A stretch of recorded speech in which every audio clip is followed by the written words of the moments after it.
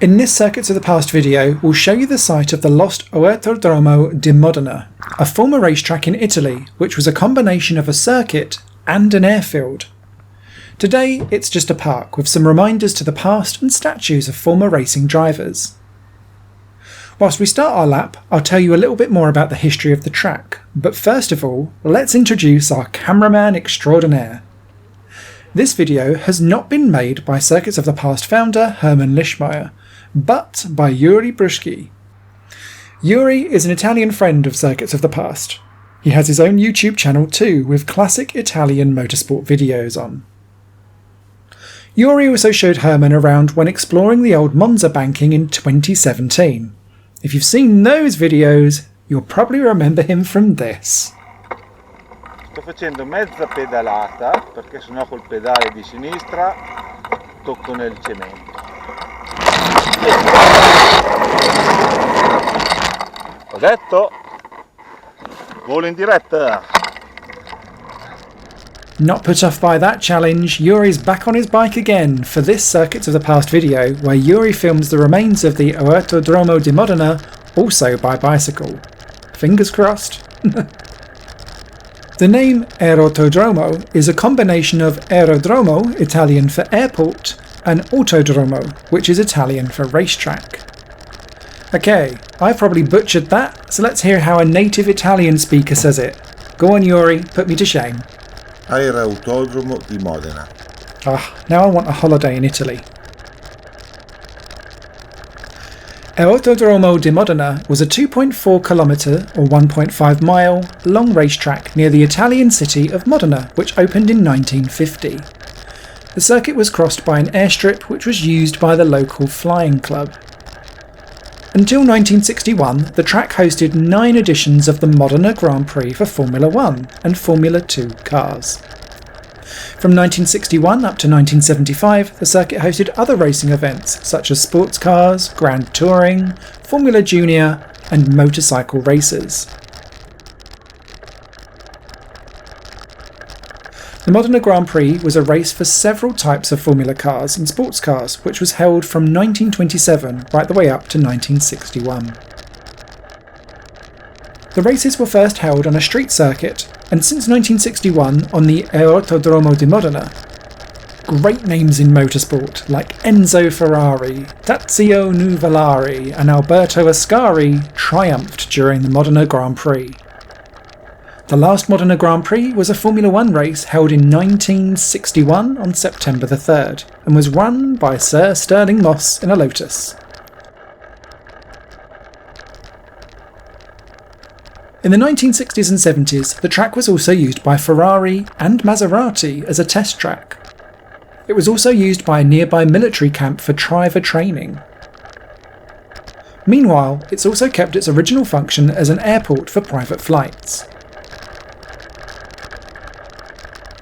In the early 1970s, Enzo Ferrari, backed by Maserati, demanded that the Modena Town Council and Automobile Club d'Italia upgrade the circuit because of the lack of safety for testing of modern racing cars. A proposal was initially discussed with interest but eventually stalled due to lack of political will.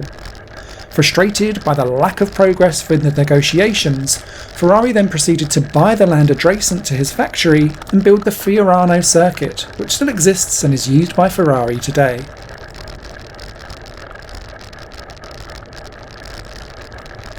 In 1972, Automobile Club d'Italia decided to invest in the nearby semi-permanent Imola circuit. This effectively ended Modena's perspectives of holding a modern Formula 1 race. The circuit officially closed in 1979 and was then demolished.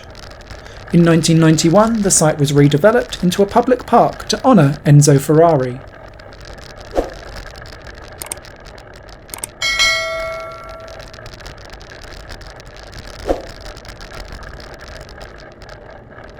So now you know a little about the history of the Autodromo di Modena. Now I want to tell you a little bit more about the people behind this video and the YouTube channel Circuits of the Past. We've already introduced you to Yuri Bruschi, who filmed this footage. The other one is the Dutchman Hermann Lischmeyer. He's the founder of the Circuits of the Past website and YouTube channel. He started his career in motorsport on the TT circuit of Assen in the late 1980s, when the track was part of the public road and was open for traffic. After all these illegal shenanigans, naughty naughty, he participated in legal events for hobby racers at Zandvoort instead. During the years, Herman got interested in motorsport history, and in particular the old versions of racetracks. In 1998 he visited the abandoned Nivelles circuit in Belgium, and that brought him to the idea to found the website of Old Racing Circuits. He started that project in 2003. The third person I want to introduce you to is Simon Smith. That's me! I do the voiceovers for the Circuits of the Past YouTube videos, and I also run a gaming channel on YouTube called Higher Plane Games.